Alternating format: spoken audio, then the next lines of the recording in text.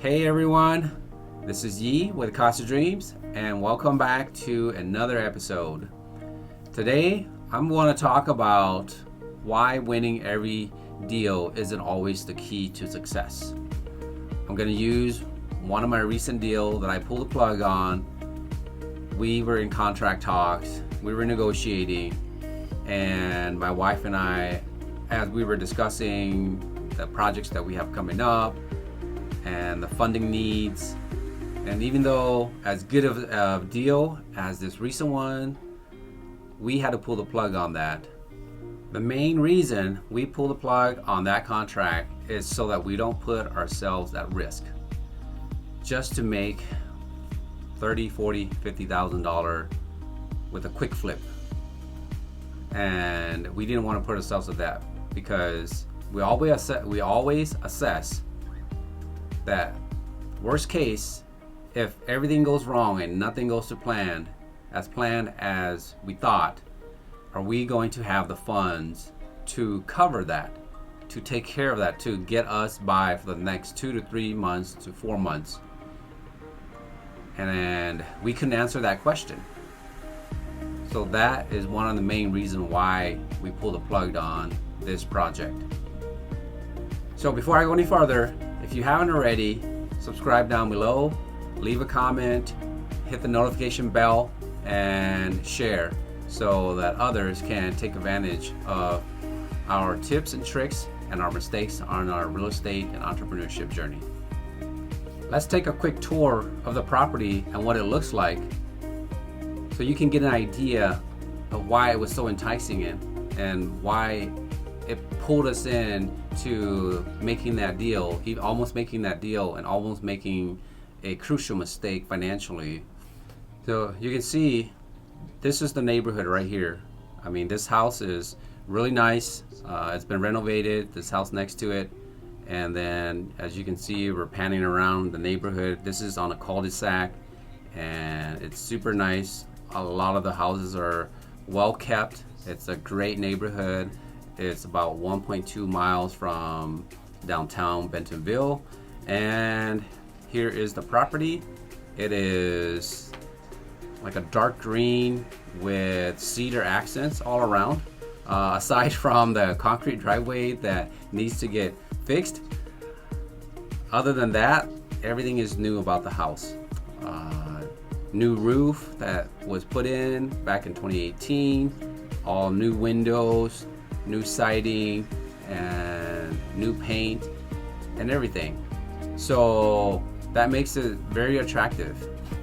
So moving on to the entryway here, got a nice cedar that contrasts the green color very well.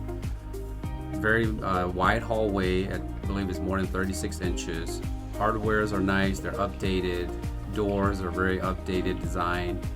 Open concept, nice center island here with granite countertops that's open to the dining and the living room. Got a fireplace there, and it's well put together with the color and theme. Got a nice vented hood, stainless steel appliances. First bedroom here, got wall-to-ceiling windows, and it's a decent size. So it's a smaller of the 3 bedrooms.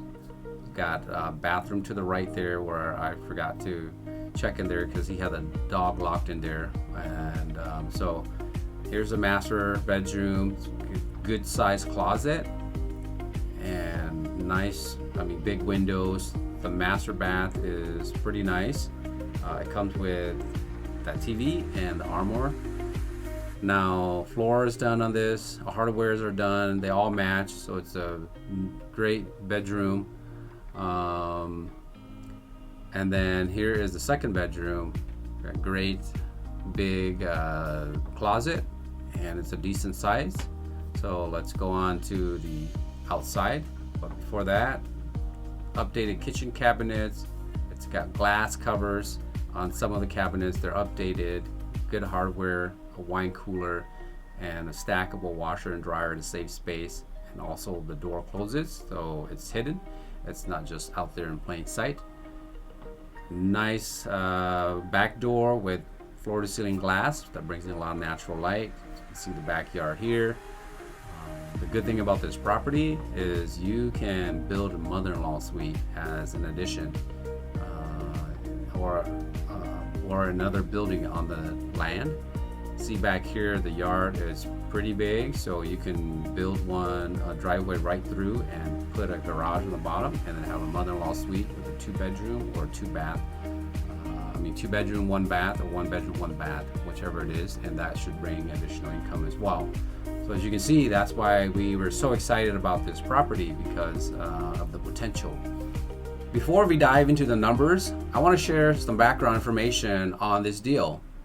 I found this deal through a lawn sign, a for rent lawn sign. I called up the gentleman, and this was 6 months ago. I called up the gentleman and said, hey, I'm interested in your property. And then I went to look at the property, and I asked him if he was willing to sell, because I liked it. I liked how he renovated the property and how it looked, and also the location. So I asked him, are you willing to sell? He said, yeah, I would consider that. We talked about it. At that time, he wanted $330,000 for the property. We were negotiating, and then all of a sudden, him and his wife, they were gonna get divorced. So that stalled the process of the deal, which I could have closed 6 months ago. But I kept up with him, talked to him, text him every 3 weeks, every month, see how things were going. And finally, they finalized the divorce. He got the house, and he said, hey, now I want $350 because the market has gone up, which is fine, because right now the market value for that property is $400,000. He still has a $172,000 mortgage. It's a VA loan at 3% interest rate. And so he wanted $178,000 to cash him out.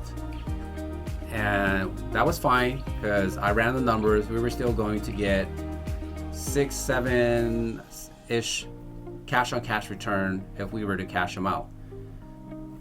The play on here was really the equity, and also, if not that, it was the flip.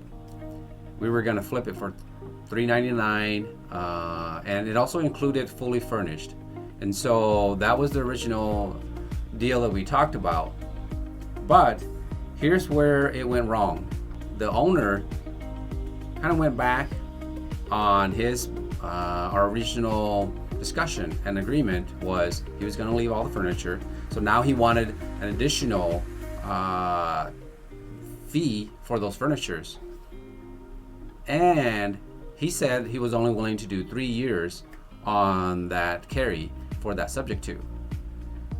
So with that, now, if I were to try to sell the property that way, there would be less of a buyer pool, less interest, because again, it's not going to be fully furnished, and also they don't have at least 5 to 10 year term before they have to do a balloon payment or refinance out and make that seller whole.